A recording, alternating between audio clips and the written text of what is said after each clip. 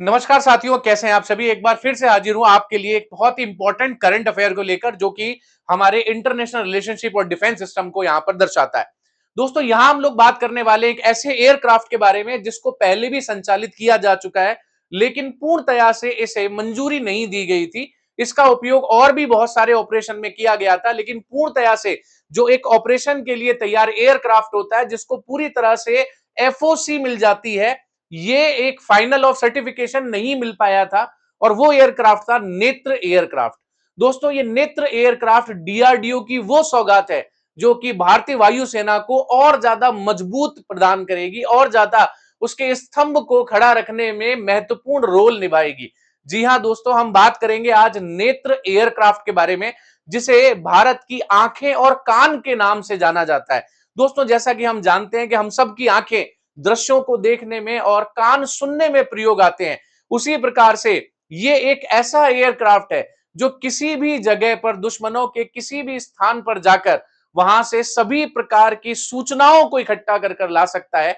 इसीलिए इसको भारत की आंख और कान कहा गया है। अगर हम बात करें नेत्र सिस्टम के बारे में, तो ये एक advance airborne early warning and control एक एयरक्राफ्ट है जो 360 कवरेज करता है, रियल टाइम सर्विलेंस देता है, मल्टी टारगेट इसकी ट्रेनिंग करता है। इसके अलावा ये हर प्रकार की जो कमांड है उसको भी मजबूती से प्रदान कर सकता है। आइए आज हम बात करते हैं कि हमारा ये स्वदेशी एईडब्ल्यू एंड सी सिस्टम यानी airborne early warning and control system क्या है। देखिए दोस्तों, जैसा कि आप लोग यहां पर पीछे देख पा रहे होंगे, यहां पर डीआरडीओ के डेवलप नेत्र को पूर्ण रूप से मंजूरी मिल चुकी है, जिसको बहुत सारे अखबारों ने अपनी अपनी जगह पर छापा है। इसके अलावा अगर हम बात करें तो ये ऑपरेशन सिंदूर के अंदर और बालाकोट स्ट्राइक में भी बहुत महत्वपूर्ण रोल निभा चुका है। इसीलिए अब रक्षा मंत्रालय ने इसको पूर्णतया से ऑपरेशन की मंजूरी दे दी है कि अब वो किसी भी रक्षा मंत्रालय के द्वारा सभी प्रकार की मंजूरी उसे मिल चुकी है, फुल क्लियरेंस जो है उसको मिल चुका है। अब वो किसी भी प्रकार के मिशन पे जाने के लिए पूर्णतया से तैयार है। अब दोस्तों, अगर हम बात करें यहां पर सबसे पहले कि आखिर ये है क्या, ये नेत्र है क्या, इसके बारे में अगर हम बात करें तो दोस्तों, फाइनल ऑपरेशन क्लियरेंस इसे यहां मिल चुका है, एफओसी मिल चुकी है। ये भारत का एक स्वदेशी airborne early warning and control system है, जिसे नेत्र के नाम से जाना जाता है और अब इसे एफओसी यहां पर मिल चुकी है। दोस्तों, अगर हम यहां पर बात करें तो ये क्या है, एयरबोर्न अर्ली वार्निंग। किसी भी खतरे को पहले से पहले आप तक पहुंचाने के लिए, आपको वार्न कराने के लिए इसका काम होगा। अब अगर हम बात करें तो ये नेत्र की भारतीय वायुसेना को आसमान में आंख यानी आई इन द स्काई कहा जाता है, क्योंकि ये आसमान से ही दुश्मनों की हर हरकत पर नजर रख सकता है। नेत्र का क्या महत्व है, तो भारतीय वायुसेना का परिचालन क्षमता पर बड़ा इजाफा है। सीमा पर किसी भी खतरे समय रहते हुए पहचान कर लेगा। नेत्र जो है वायु मिशन योजना, मित्र वायु मिशन योजना, त्वरित निर्णय और सटीक कार्रवाई में सहायता करेगा। सेना, नौसेना और वायुसेना के बीच में एक बेहतर कोऑर्डिनेशन और कम्युनिकेशन करने का काम नेत्र द्वारा किया जा सकता है। इसके अलावा अगर हम बात करें तो एम्ब्रायर ER1451 इसका एक आधार प्लेटफॉर्म है। इसकी रेंज 450 किलोमीटर तक है। इस पे 10 लोग जो हैं वो बैठ सकते हैं, जिनमें एक पायलट के साथ साथ में क्रू भी शामिल है। इसके अलावा ये 6 से 10 घंटे तक की उड़ान आसानी से भर सकता है। एक समय पर ट्रैक करने की क्षमता 250 से ज्यादा लक्ष्य को एक समय पर ट्रैक कर सकता है। इसके अतिरिक्त हम लोग बात करें तो इसकी जो प्रणाली है वो पूर्णतया से स्वदेशी है, अर्थात इसमें विदेशी टेक्निक का यूज नहीं किया गया है। इसके अतिरिक्त हम लोग बात करें तो नेत्र की प्रमुख विशेषताओं में ये आसमान से ही दुश्मनों की हरकतों पर नजर रख सकता है, लंबी दूरी तक हवा, समुद्र और जमीन के खतरों का पता लगा सकता है। इसके अतिरिक्त एक साथ कई लक्ष्यों की ट्रेनिंग और मित्रता की क्षमता भी इसके अंदर है। इसके अलावा नेटवर्क सेटरिंग वॉरफेयर आईएफ के कमांड और कंट्रोल की क्षमता को भी क्या करता है, बढ़ाने का काम करता है। इसके अतिरिक्त नेत्र को परिचालन के लिए अब एफओसी मिल चुका है, क्लियरेंस मिल चुका है, इसीलिए अब आने वाले जितने भी मिशन होंगे उन सभी में आपको नेत्र की भूमिका जरूर दिखाई देगी। इसके अतिरिक्त हम लोग बात करें यहाँ पे तो ये क्या है, ये AEW&C है। ठीक है, इसको अगर हम सामान्य तौर पे हम लोग बात करें तो ये आई इन द स्काई के तौर पर भारत के लिए जाना जाएगा। इसके अतिरिक्त हम लोग बात करें तो किसने विकसित किया है, तो इसे मुख्य रूप से रक्षा अनुसंधान विकास संगठन यानी डीआरडीओ और सेंटर ऑफ एयरबोर्न सिस्टम यानी CABS द्वारा स्वदेशी तकनीक से विकसित किया गया है। इसे एम्ब्रेयर विमान के प्लेटफॉर्म पर फिट किया गया है। ठीक है, तो यहां पर आपको दिखाई दे रहा होगा, ये वाला सिस्टम आपको यहां पर आसानी से दिखाई दे रहा होगा। यह सिस्टम एक बहुत बड़े इलाके में हवाई खतरों जैसे दुश्मनों के लड़ाकू विमान, ड्रोन, मिसाइल को बहुत पहले ही डिटेक्ट करने में और ट्रैक करने में, युद्ध के दौरान बेहतर कमांड और कंट्रोल स्थापित करने में मदद करता है।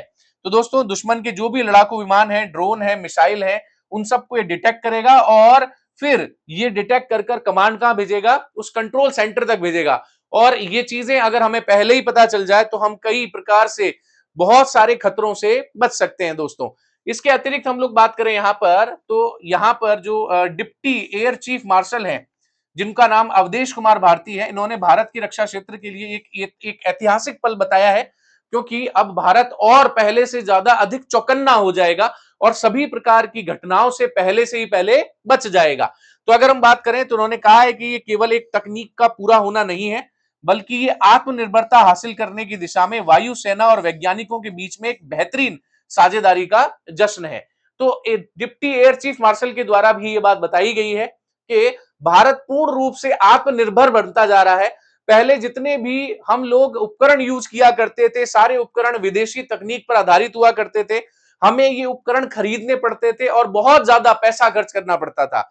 परंतु भारत अब इतना आत्मनिर्भर हो चुका है कि जितनी भी तकनीक बन रही है, जितने भी चीजें जो रक्षा के क्षेत्र में हो, चाहे वो अंतरिक्ष के क्षेत्र में हो, चाहे वो तकनीक के क्षेत्र में हो, सभी का विकास कौन कर रहा है? केवल भारत कर रहा है। और इससे आत्मनिर्भर भारत की ओर हम धीरे धीरे बढ़ रहे हैं। इसके अतिरिक्त हम लोग बात करें तो वायुसेना सिर्फ इसका इस्तेमाल करने वाली संस्था नहीं थी, बल्कि इसके डिजाइन और विकास से लेकर टेस्टिंग तक हर कदम पर जुड़ी रही है। तो इन्होंने बताया कि ऐसा नहीं है कि डीआरडीओ ने इसे बनाया और बाद में जाकर वायुसेना को सौंप दिया। इन्होंने कहा कि जब से इसका ऑपरेशन स्टार्ट हुआ था, जब से इसको एस्टेब्लिश करना शुरू किया था, उसके हर एक कदम तक वायुसेना ने साथ में पूर्णतया से परीक्षण इसमें दिया था। तो भारतीय वायुसेना ने इसके परीक्षण में पूरा साथ दिया है। ये केवल और केवल एक तरीके से डीआरडीओ का गिफ्ट नहीं है, वायुसेना ने भी इसके लिए बहुत मेहनत की है। ऐसा किसका कहना है? ऐसा कहना है अवधेश कुमार भारती जी का, जो कि कौन है? Deputy air chief air marshal है। दोस्तों, यहां से आपसे भी प्रश्न पूछा जा सकता है कि भारत के deputy air chief air marshal का नाम क्या है, तो आप बताएंगे अवधेश कुमार भारती है। इसके बाद अगर हम बात करें यहां पे, तो ये बालाकोट एयर स्ट्राइक में भी जो है जलवा अपना दिखा चुका है। वायुसेना इस स्वदेशी सिस्टम पर इतना अटूट विश्वास था कि इसे अंतिम मंजूर मिल से पहले ही ऑपरेशन में शामिल कर लिया गया था। एयर मार्शल भारती ने बताया कि नेत्र ने बालाकोट एयर स्ट्राइक और ऑपरेशन सिंदूर के दौरान अपना शानदार प्रदर्शन कर अपनी उपयोगिता को साबित किया है। तो दोस्तों, अगर हम बात करें तो ऑपरेशन सिंदूर और या बालाकोट एयर स्ट्राइक जो है, ये अपने आप में ही बहुत महत्वपूर्ण भारत की उपलब्धियों में से एक है और इन सभी में सबसे पहले इस नेत्र को शामिल कर लिया गया था। हालांकि नेत्र को पूर्ण रूप से मंजूरी नहीं मिली थी, लेकिन फिर भी भारतीय नौसेना को भारतीय वायुसेना को बहुत ज्यादा भरोसा था कि यह सिस्टम कभी फेल नहीं होगा। और इस सिस्टम को पूर्णतया से जांचने का जो लाइव एग्जांपल है, वो इन दो मुख्य ऑपरेशंस में मिल गया। इससे क्या हुआ साहब? भविष्य की योजना है कि chief of defence staff air marshal Ashutosh Dikshit ने कहा है कि आज के बदले भू राजनीतिक माहौल में ये अत्याधुनिक और महत्वपूर्ण हो जाती है। दोस्तों, आज के वक्त में ज्यादातर जो युद्ध होते हैं वो ड्रोन से, मिसाइल से और एयर फॉर्म से ज्यादा होते हैं। ठीक है, तो जितनी चीजें हमें ज्यादा से ज्यादा वायुसेना में अपग्रेड करनी पड़े, उतनी चीजें हम अपग्रेड करेंगे, ताकि हम हर प्रकार की लड़ाई के लिए क्या रहें? तैयार रहें। इसके अतिरिक्त हम लोग बात करें तो इस सिस्टम की सफलता को देखते हुए भविष्य में 6 और अतिरिक्त विमानों को वायुसेना के बेड़े में शामिल करने की योजना बनाई है। तो दोस्तों, अभी तो एक ही है, लेकिन धीरे धीरे इसकी संख्याओं में बढ़ोतरी होगी। इसके अतिरिक्त हम लोग बात करें तो यहां पर एक airborne early warning and control system लगा हुआ है।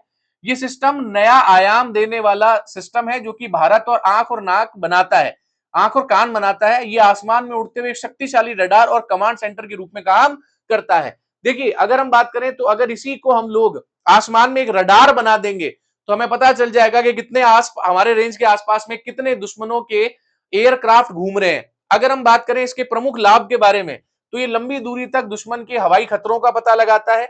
इसके अलावा ये नेटवर्क शटरिंग ऑपरेशन में आईएएफ की क्षमता को बढ़ाता है।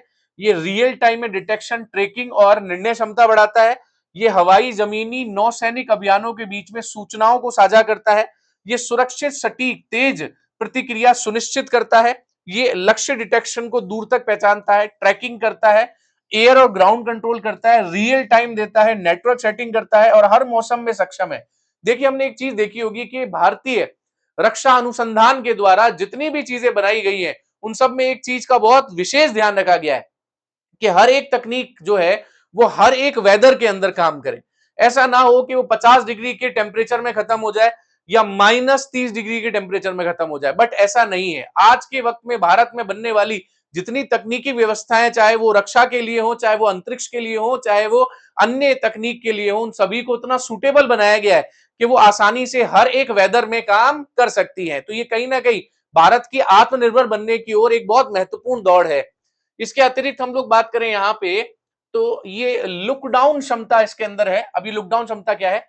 पृथ्वी की गोलाई यानी अर्थ कर्वेचर और पहाड़ी जैसी भौगोलिक बाधाओं के कारण जमीन पे लगे रडार कम ऊंचाई पर उड़ने वाली क्रूज मिसाइल या लड़ाकू विमानों को नहीं देख सकते, लेकिन AEWC सिस्टम से 30,000 फीट या उससे अधिक की ऊंचाई पर उड़ते हुए नीचे की ओर स्कैन करता है, जिससे दुश्मन किसी भी ब्लाइंड पॉइंट पर वो फायदा नहीं उठा सकता। ये अपनी शक्तिशाली रडार से नीचे की ओर स्कैन करता है, यानी download look to down करता है। देखिए यहां पर आप देखेंगे ये अर्थ की एक गोलाई, एक कर्वेचर है।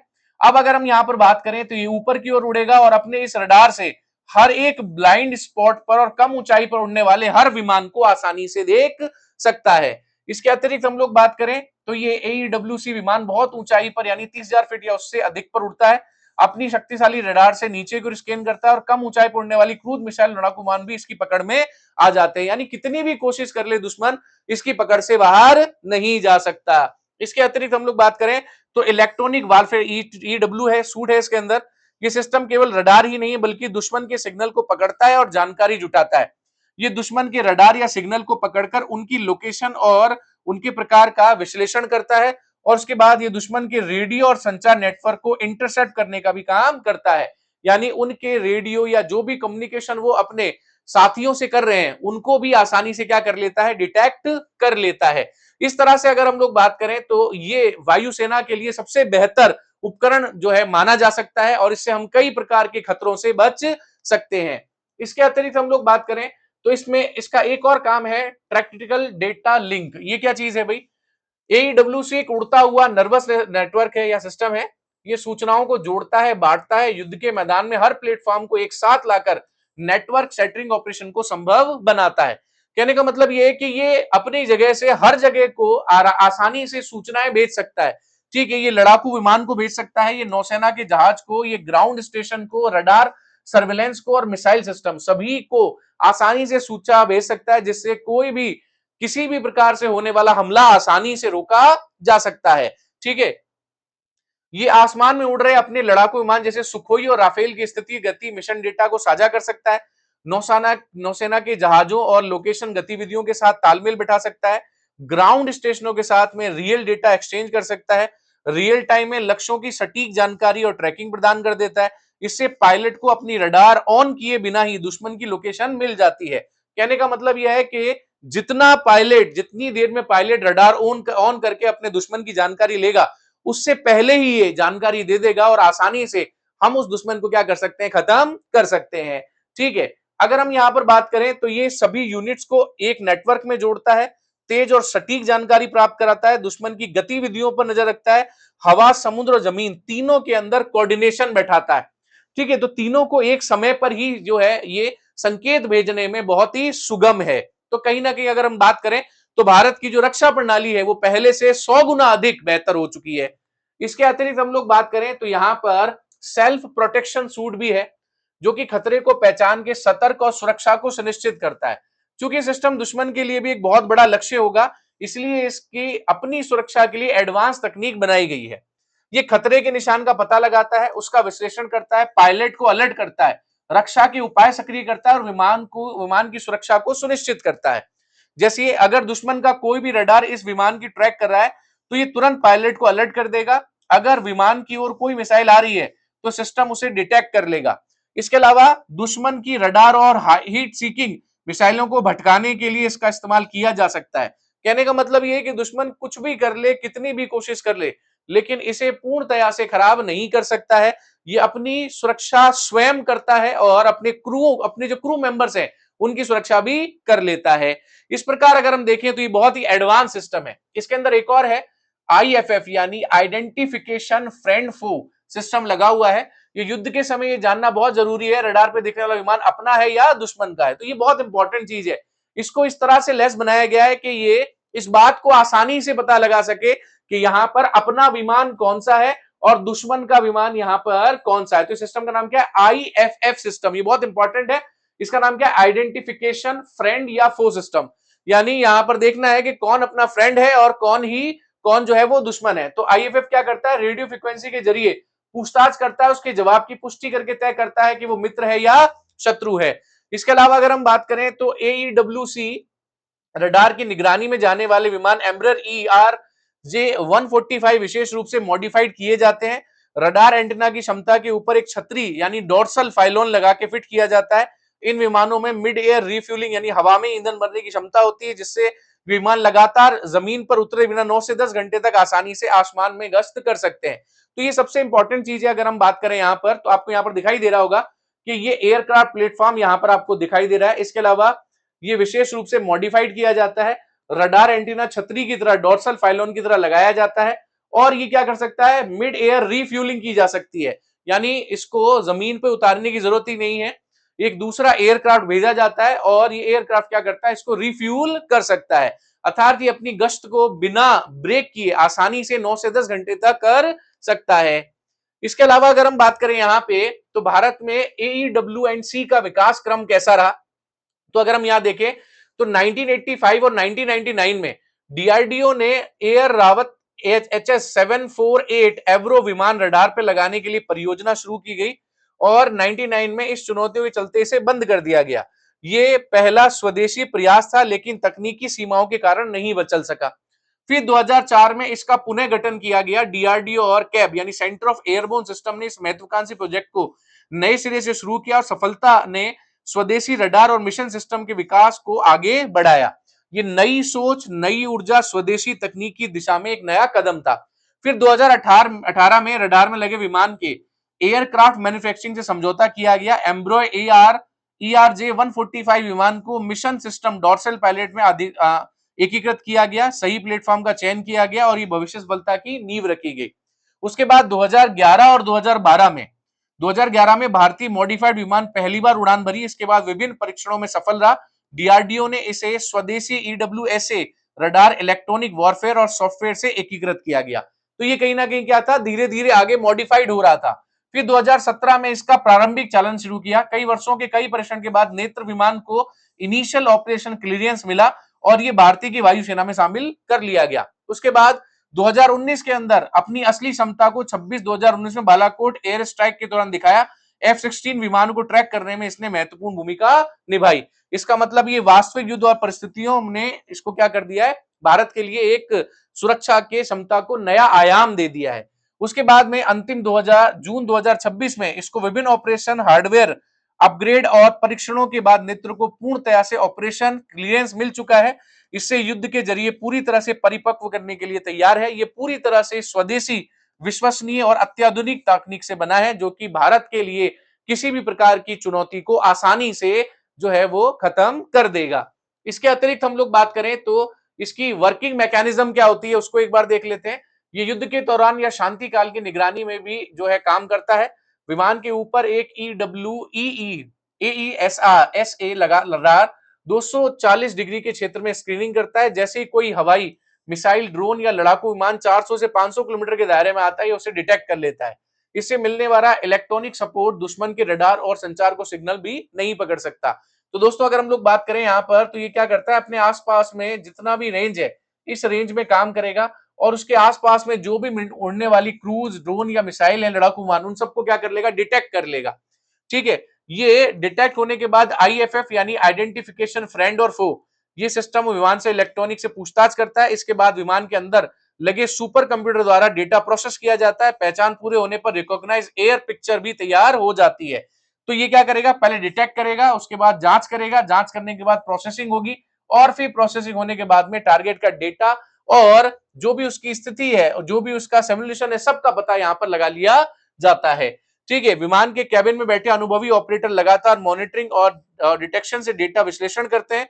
वे खतरे की गंभीरता का आकलन करते हैं और ये तय करते हैं कि हमें कौन सा एक्शन लेना है। ठीक है, तो जो भी उस वक्त एक्शन लेना होगा वो तय करते हैं, फिर वो सुखोई या राफेल को ये एक्शन दे देते हैं और जल्दी से जल्दी दुश्मन को मार गिराया जा सकता है। ठीक है, तो खतरे की गंभीरता का आकलन और फिर खतरे की जो देखते हैं कि भाई इसकी क्या आंकड़े हैं, क्या ये कम है या मीडियम है या ज्यादा है, उसके बाद ये किस फाइटर प्लेन को भेजना है ये भी कौन तय करता है, ऑपरेटर तय करता है।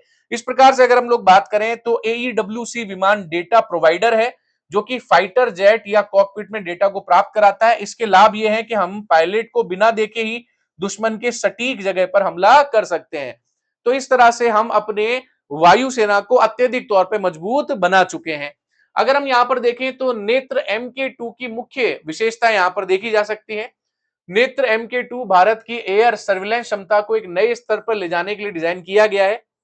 ये अत्यधिक विशेषता वाला युक्त है। इसमें अगर हम देखें तो MK2 का पूरा ढांचा एयरबस A321 प्लेटफॉर्म पर आधारित है। इसमें शक्तिशाली इंजन, आधुनिक एयरनिक्स और सिस्टम शामिल हैं, लंबी दूरी तक मिशन को अंजाम देने के लिए सक्षम है।